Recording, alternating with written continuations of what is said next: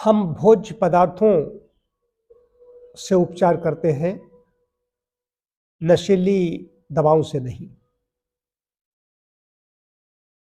प्राकृतिक चिकित्सा का सिद्धांत यह है कि जो चीज स्वस्थ शरीर में नहीं डाली जा सकती, उसको रुग्ण शरीर में क्यों डाला जाए।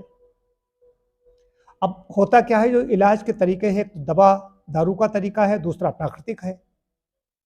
तो होता है कि जब कोई बीमार हो जाता है तो उसमें बहुत ज़्यादा कोई नशीली चीज़ों का, जहरीली चीज़ों का उपयोग किया जाता है दवाओं के रूप में।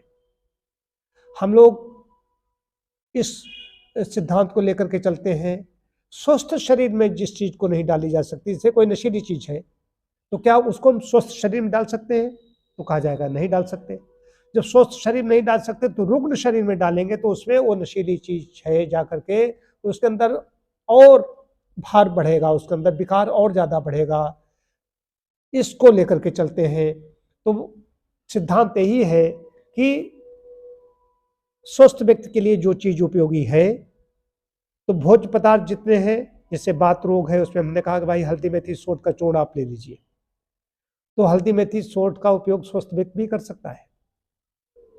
इसी प्रकार जितनी भी चीजें हैं, जो सब्जियां हैं, फल है, जो अन्न है, जो नट्स, सूखे मेवे, गिरियां हैं, इनका उपयोग स्वस्थ व्यक्ति भी कर सकता है, रुग्ण व्यक्ति भी कर सकता है। लेकिन रुग्ण व्यक्ति में विशेष रूप से ध्यान रखेंगे कि ये चीज मैं स्वस्थ व्यक्ति को दे सकता हूँ खाने के लिए, नहीं दे सकता हूँ। अगर तुलसी का काढ़ा किसी को बताया गया तो स्वस्थ व्यक्ति भी पी सकता है। निरापद चीजें अगर स्वस्थ व्यक्ति इस्तेमाल करेगा, वही रुग्ण शरीर में डाला जाना चाहिए।